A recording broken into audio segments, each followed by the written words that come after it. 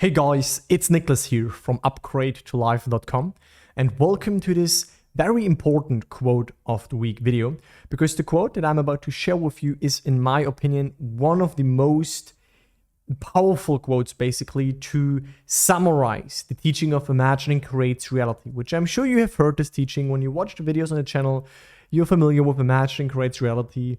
Consciousness is the only reality. You've heard this, right? You heard that your internal world is responsible for your circumstances, but what does this actually mean? And I think with the quote that I will explain to you in just a second, this will make sense now. This is a quote that will help you to tie together Neville's teachings, to, connect some other missing dots so that it finally starts to make more sense to you. So without any further delay, let's just dive right into this quote and look at this, right? I'm going to read it first. And now I go to prepare a place for you. And when I go and prepare a place for you, I will come again and take you to myself, that where I am, there ye shall be also. This garment can't go. You sit it on a chair, put it on a bed, throw it on the floor. But he, the inner man, can be any place in this world. And viewing the world from where he is in imagination, which is reality, he returns to the ferment that he left behind and takes it to himself. So I will return, having gone and prepared the place. I'll return and take you to myself, that where I am, where, in consciousness, in my imagination, which is the only reality, there ye shall be also. This is wisdom. This is pure ancient wisdom. If you get this quote, you get the workings of your imagination, you get the workings of consciousness, you understand what Neville is teaching you all the time and what I'm explaining you all the time. Okay, so let's just go into it, right? Now, the first part of the quote is really interesting because it's basically speaking in like, who is speaking here, right? And now I go to prepare a place for you. And when I go and prepare a place for you, I will come again and take you to myself, that where I am, there you shall be also. Who is speaking here? It's not Neville, right? It's not your human day-to-day rational mind. No, it is your imagination. It is your awareness, right? And preparing a place, what place, right? With that is basically meant the state that you shift into, that you prepare, right? By going into it, then you are in it internally. And then your imagination basically will guide you through this bridge of incidents so that also externally you stand where you stand internally. But let me go on and explain that, okay?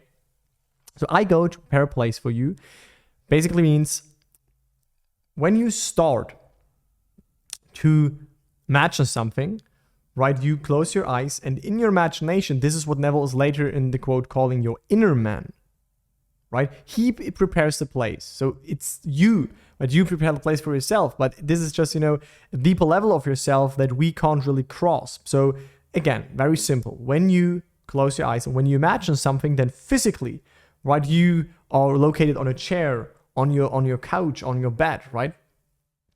But this internal you, right, the imaginative you, the imaginative self, basically, that is already in the desired state. And that is how you prepare the place, basically, right? So you prepare the place by imagining that you are in the desired state, right? And then when you have anchored that in, when you have basically shifted into that state, then I will come again and take you to myself, right? And basically, internally, you stand here. Externally, you're still sitting on a chair. Internally, you maybe, imagine that you have X, Y, and Z.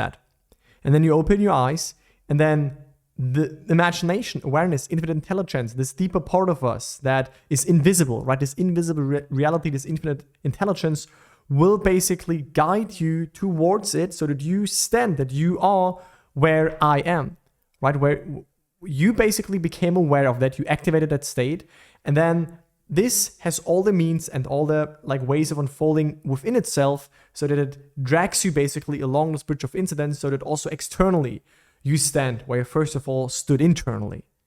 I hope that makes sense so far. Let me continue, right?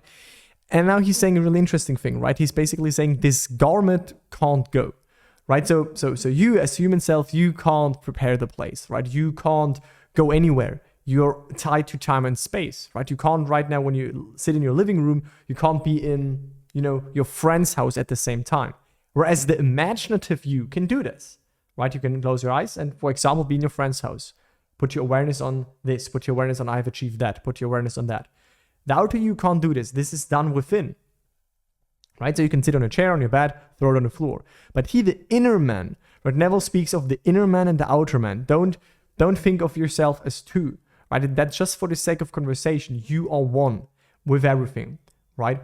But for the sake of conversation, the outer man is basically this you that's tied to the senses, right? It experiences this world of senses. And the inner man, the inner you, basically, that is your imaginative self. So the outer man can be here, while the inner man can be at an entirely different place and view the world from an entirely different place. And if you know that this is reality internally, right, then you are ahead of the game. Then you really know that, wow, it doesn't matter where I stand right now. It only matters where the inner me is standing. I do have an older video of mine on a channel. It's called Inner Man and Outer Man. I will link this above right now. And yeah, this explains this topic of inner and outer you a little bit more. But for now, this doesn't matter because it's very simple, right? Imaginatively, you can be at any place in this world. You can imagine yourself to have achieved X, Y, and Z, anything you want. Whether this is through congratulation, overhearing two people speak about you, having the telephone technique where you basically imagine that, you have a phone conversation with someone, confirming on your phone what you want to hear, whatever it is that anchors you in the desired state. Internally, you can experience that. And Neville is saying here, read and listen closely. He's saying, can be in any place in this world and viewing the world from where he is, right? What also Neville did when he wanted to go from Barbados to New York, he viewed the world then from New York. And when he was in New York and he had the desire to be in Barbados, he placed himself on the bed in Barbados and viewed the world from Barbados, right? He is already in Barbados. And now he's saying, this imagination, right? This is reality, because where you are in imagination, there you are. Imagination is present tense. Wherever you imagine yourself right now, there you are. I know it seems illogical. I know it seems crazy. I know it seems hard to cross, first of all, but it does make sense, right? Whatever you're conscious at the moment, that is your reality. Consciousness is the only reality. So when you're conscious of being in your friend's house, then you are there. Your physical senses will tell you the complete opposite. But don't rely on the physical senses. You are wherever you are within. So if within you have achieved the goal, if you experience that within, if you hear the congratulations, then that's it. You experience that. And then it is mirrored back to you. Right? So now it's really funny, right? He returns to the ferment, right? Basically, the inner man, what you experience in imagination, returns to the ferment, like to this outer man, and he takes it to himself, right? So basically, then you come out of your imaginal act, then you are where you started the imagination, but then you will be like dragged across this bridge of incidents so that you end up where you imagine yourself to be, right? And then you will be moved, you will be led. If action is necessary, you will automatically take that action because you activated that state, and this is how it goes, right? You don't consciously work out the ways. So I return having done and prepared the place, right? So preparing the place, again, is imagining the end, activating that state, shifting and occupying into that new state. That is preparing the place. I'll return and take you to myself, right? That where I am in imagination, in consciousness, which is the only reality wherever you are within, right? There you shall be also externally. That is what you will then get mirrored back. So it is easy. And I think with that quote, I made it a little bit better for you to understand what is meant by imagining the end and like preparing a place. Obviously, don't get hung up on the language. This is just, the language from back then.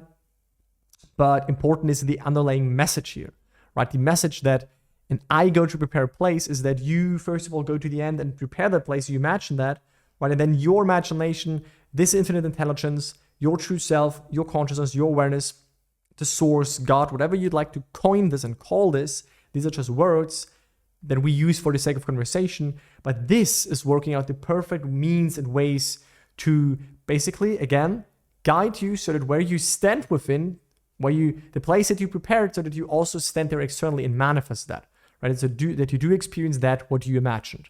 This is the goal here, right? And when you really get this, when you really practice this, when you really understand this, when you really dig a little bit deeper into this and you prove it to yourself that this works, then the more and more you will free yourself, because the more and more you will then have found your savior. You'll have found that your imagination is your savior. You can, imagine anything that you want, that you desire, if you have a desire that's imaginable and that is available, and then you can imagine that, and then you have prepared the place, and then there's nothing for you as the outer garment left to do. You only have to internally go to the end.